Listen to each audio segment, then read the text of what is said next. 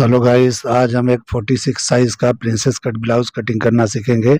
बहुत ही आसान तरीके से जो आप इमेज देख रहे हो इस ब्लाउज की कटिंग करना सीखेंगे। इसका नेक लाइन थोड़ा अलग है, आप देखो। इसको पंचकोनी नेक बोलते हैं, आप जो भी बोलते होगे उस हिसाब से जो भी आप इमेज देख रहे हो उसको किस तरह से कटिंग किया जाएगा। तो ये बिग साइज का ब्लाउज है, मेजरमेंट के हिसाब से मैं कटिंग करूँगा। तो जिस तरह से मैं कटिंग करूँगा इस तरह से आपका साइज अगर है तो आप कर सकते हो। और जिसने भी मुझे भेजा है उनके लिए खास करके है कि जिस तरह से मैं कटिंग कर रहा हूँ उस तरह से फॉलो करते जाओगे तो आपको समझ में आ जाएगा किस तरह करना है। तो जिस तरह का बैग है उस तरह भी हम करेंगे। तो चलिए वीडियो शुरू करते हैं। तो सबसे पहले एक पेपर ले लेंगे और सीधा मार्किंग हम यहाँ पे करेंगे। तो ये शोल्डर का मार्किंग है, जिस तरह से मैं कर रहा हूँ इस तरह से आप कर सकते हो। तो इस तरह से बराबर होता जाएगा। तो देखिए हम लेंथ लेंगे और डॉट पॉइंट लेंगे। तो लेंथ आपने दिया है, डॉट पॉइंट नहीं दिया है, तो आपका जितना भी होगा डॉट पॉइंट आप उस हिसाब से ले लेना। मैं 11 पे लगा रहा हूँ। तो इस तरीके से आपको दोनों निशान लगा लेना है। शोल्डर आपने दिया 16 इंच, तो 8 इंच पे निशान लगाना है और इसको हाफ करके लगाना है, यानी कि 8 इंच पे लगाएंगे तो ही बराबर होगा। और इस तरीके से कभी भी हाफ कटिंग होता है ये फर्मा। और 1 इंच डाउन करके पौने 3 इंच के करीब आपको यहाँ पे शोल्डर का ब्रॉडिंग लेके और शोल्डर को स्लोप दे देना है। तो इस तरह से स्लोप दे देंगे तो बराबर हो जाएगा। हम डॉट पॉइंट के निशान को थोड़ा सीधा कर लेंगे और वेस्ट के निशान को भी हम थोड़ा बड़ा कर लेंगे। ये थोड़ा बड़ा कर लेना है ज़्यादा, ताकि आप अच्छी तरह से यहाँ पे जो भी माइनस करते हैं बैग वगैरह तो यहाँ से करना है। तो अब देखिए हम यहाँ पे शोल्डर कम कर रहे हैं, तो 2 इंच में माइनस कर रहा हूँ क्योंकि काफ़ी डीप नेक है फ्रंट का भी और बैक का भी। तो फ्रंट डीप है ज़्यादा तो आपको 2 इंच करना है, अगर नॉर्मल है तो 1.5 इंच करना है। और यहाँ पे मैंने 7 इंच पे निशान लगाया आर्मोल डाउन का। यहीं पे अपर चेस्ट नापेंगे तो अपर चेस्ट 42 है, तो इस हिसाब से 10.5 पे निशान लगा के पौना इंच बढ़ा लेना है आपको। यानी ये बढ़ाएंगे, डाट हम लगाते हैं उसके लिए। अगर लूजिंग देना है तो आप यहाँ पे दे सकते हो, वैसे भी ये थोड़ा लूजिंग निकलेगा।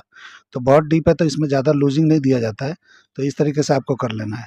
मैंने क्रॉस फ्रंट पे आधा इंच कम करके निशान लगा के इस तरह से घुमा के देखा तो आर्मोल जितना भी है उतना निकल गया है। तो आर्मोल का भी जो भी आपने दिया है मुझे वो शॉर्ट लगता है, तो इसलिए मैंने थोड़ा बढ़ा लिया है।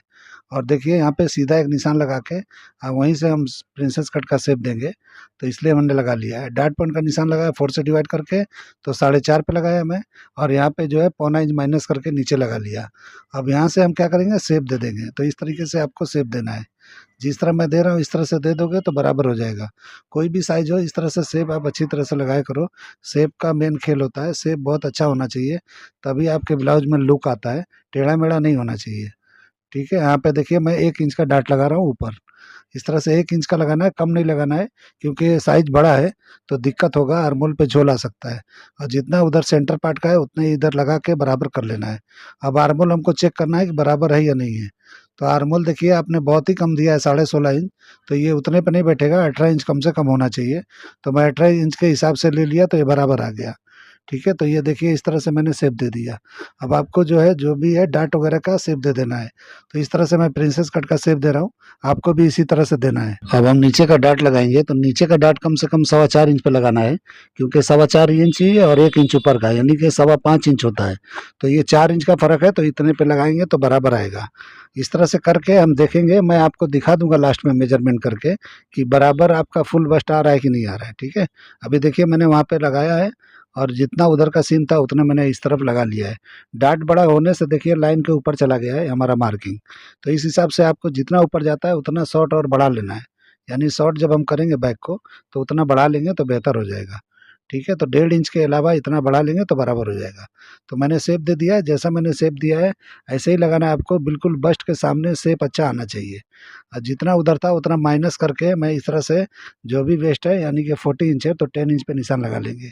और नीचे का लाइन हम बराबर करके और 1.5 इंच जो वो था वहाँ का जो हमने बताया अभी कि ये ऊपर हो गया है, तो हमको क्या करना है, ये दोनों मिला के पौने 2 इंच यानी 2 इंच के करीब लगा लेना है। तो इस तरीके से 1.5 इंच और वो प्लस करके लगा लेना है आपको। तो इस तरह से बराबर हो जाएगा। अब हम वेस्ट की लाइन को भी सीधा मार देंगे, यानी बंद कर देंगे, और साइड को भी बंद कर देंगे। तो इस तरीके से आपको पैक कर देना है, यानी कि साइड हो गया और नीचे का ये वेस्ट हो गया।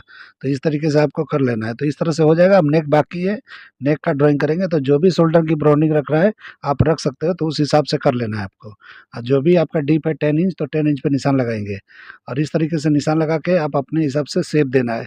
तो फोटो के हिसाब से हम शेप देंगे। आपको कोई और नेक चाहिए तो भी दे सकते हो, कोई प्रॉब्लम नहीं है। तो आप इस तरह से दे दो। मैं इमेज के हिसाब से कर रहा हूँ। आपकी शोल्डर ब्राउनिंग आपको इसमें अगर ज़्यादा लगता है तो कम कर सकते हो। और यहाँ पे पॉइंट की तरह नहीं निकलना चाहिए, इसलिए वहाँ पे थोड़ा कम कर देना है। तो ज़्यादा शेप दिखे आपको कभी भी शोल्डर पे तो थोड़ा कम कर लिया करो, जैसे मैंने किया है। अभी हम कटिंग कर लेंगे तो मार्किंग पे ही कटिंग करना है, और जब कपड़े पे जाएंगे तो आपको जैसे मार्जिन छोड़ते हुए करना है, ठीक है। और ये टेलरिंग का काम है, बहुत लोग जो है एक एक सूत का जो है पॉइंट पॉइंट बताते हैं या जो भी करते हैं, तो आप लोग को इतना घबराने की ज़रूरत नहीं है। ये टेलरिंग का काम इतना टफ नहीं होता है, इंजीनियर का काम नहीं है ये कि ज़रा भी पॉइंट इधर उधर हुआ तो पूरा ख़राब हो जाएगा।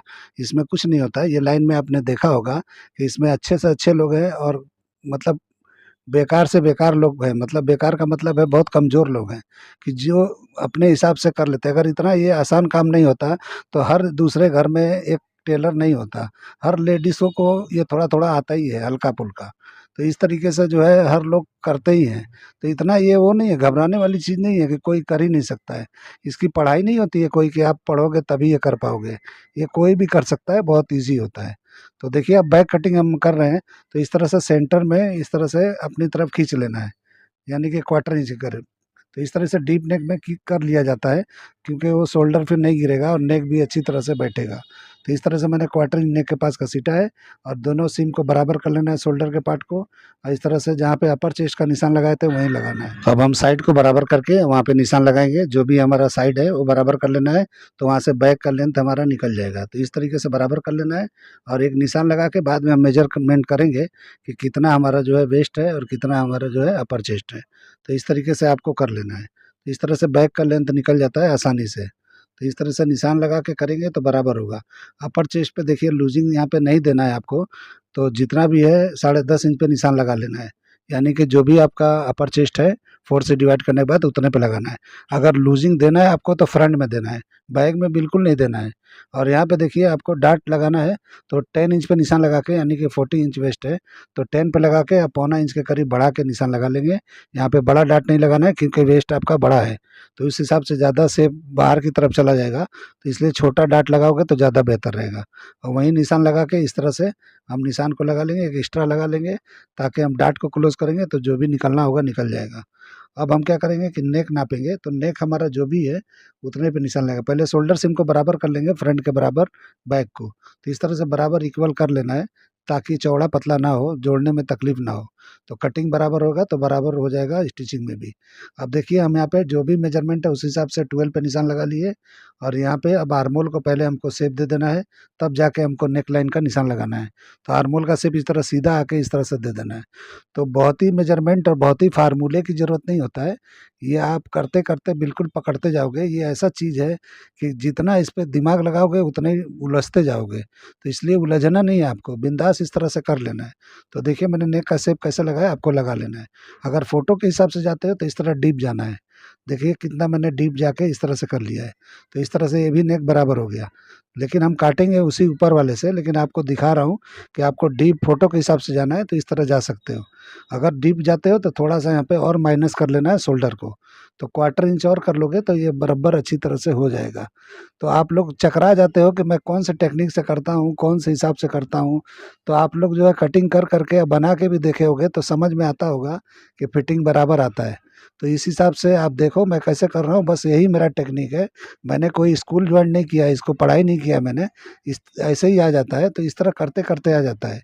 ये मैं इंजीनियर का पढ़ाई नहीं होता है इस टेलरिंग में। तो मैंने बोला कि ये घर-घर में लोग जानते हैं ये सिलाई का काम।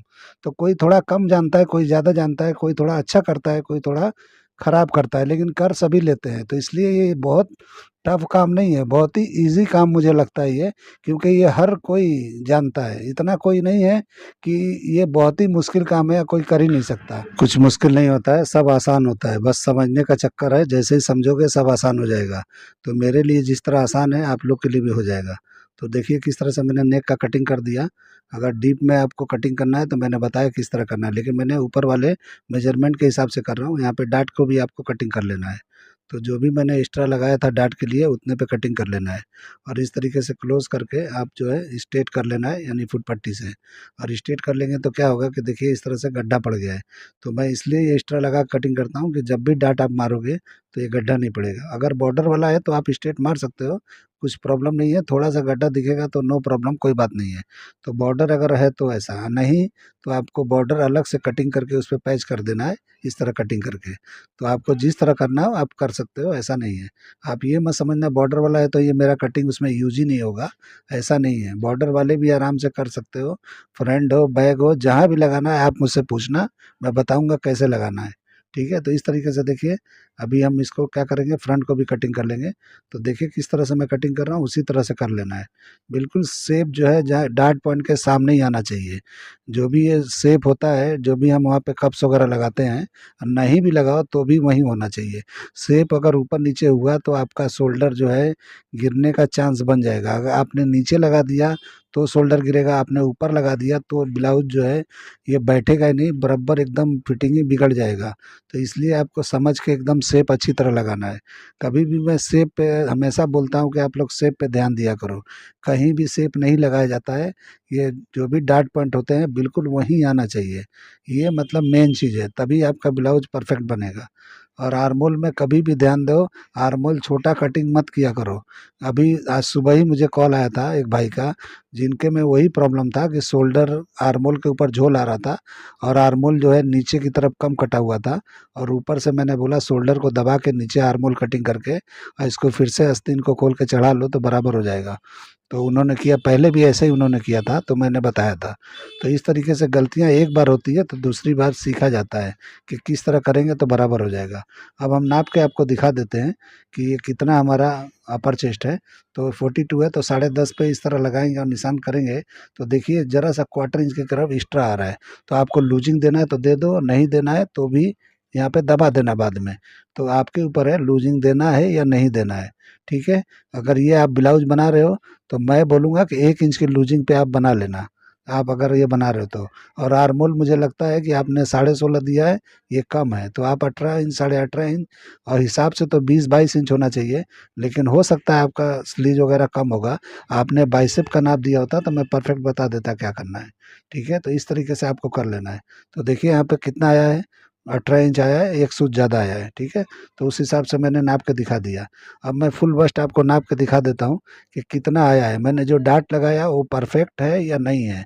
तो आप इस तरह से आप ध्यान से देखो कितने पे जा रहा है, अच्छी तरह से देखना। जब मैं फुल बस्ट का ही लगा रहा हूँ, अपर चेस्ट तो मैंने नाप के दिखा दिया आपको। तो इस तरीके से देखिए कितना इंच पे आया है, ये 12.5 इंच है। ठीक है, ये 12.5 इंच है। अब बैक को हम रख के देखेंगे। तो इस तरीके से कटिंग करने के बाद जब डार्ट का मैं फार्मूला करता हूँ तो अच्छी तरह से ये बैठ जाता है। मेरा टेक्निक थोड़ा अलग है, आप लोग को समझने में भले टाइम लगेगा, लेकिन ये सही तरीका है, वेस्ट के हिसाब से नहीं होगा। अभी देखिए कितना आया है, 23 1 पॉइंट एक सूत ज़्यादा ही आया है। तो ये बराबर बैठ जाएगा, कोई दिक्कत नहीं होगा इसमें। आप वेस्ट के हिसाब से करोगे तो इसको कटिंग कर ही नहीं पाओगे, क्योंकि वेस्ट में और फुल बस्ट में ज़्यादा फर्क नहीं है, सिर्फ 6 इंच का फ़र्क है। तो आप कर ही नहीं पाओगे, इसको बिठा ही नहीं पाओगे। तो इसलिए जो है कभी भी आपको करना है तो मेरे टेक्निक से करो। देखिए आर्मोल को मैंने अपने जो भी था आर्मोल में, उसके हिसाब से मैंने घुमा के 9.25 इंच पे निशान लगाया। आपका बाइसेप्स 14.5 है तो ये बैठेगा, अगर इससे बड़ा है तो आपको आर्मोल बड़ा करना पड़ेगा। ठीक है, और इस तरह से घुमा के टर्न करके निशान लगा लेना है। और जो भी आपका बॉटम रखना है रख लो, और उसके बाद में शेप लगा देंगे स्लीव्स का, और स्लीव्स कटिंग हो जाएगा। आपने स्लीव्स का नहीं बोला है, लेकिन इमेज में था तो मैं बोला चलो आपको ये भी करके दिखा देता हूँ। और मैं सिंगल पल्ले पे ही किया हूँ, डबल मेरा फोल्ड नहीं है। तो इस तरह लिए मैं कटिंग करके सिर्फ आइडिया के लिए आपको दिखा रहा हूँ कि किस तरह से कटिंग करोगे तो ये स्लीव निकल जाएगा। तो देखिए इस तरह से शेप लगाना है, और इस तरीके से बराबर कटिंग करते हुए मार्किंग पे जाना है। और कपड़े पे जब भी जाओगे तो आपको जो है मार्जिन छोड़ के करना है। जितना भी आपको जहाँ रखना है आप रखो, जहाँ आप सिलाई पकड़ के दबाते हो यानी अटैच करते हो एक पार्ट दूसरे पार्ट में, वहाँ 3 सूत के करीब यानी जो भी एक बूट के करीब आप जो भी रखते हो या पकड़ के स्टिचिंग करते हो उतना ही पे छोड़ना है। और जहाँ स्लीव में मार्जिन ज़्यादा छोड़ना है और ब्लाउज़ के साइड में ज़्यादा छोड़ना है, बाकी सब जगह इक्वल छोड़ना है। ठीक है, हर जगह छोड़ना है। आप ये मत पूछना कहाँ छोड़ना है कहाँ नहीं छोड़ना है, सब जगह छोड़ना है, क्योंकि मैंने हर जगह मार्किंग पे ही कटिंग किया है। अब इस तरह से ताल का मैंने निशान लगा दिया, अब ये मेरा बराबर हो गया।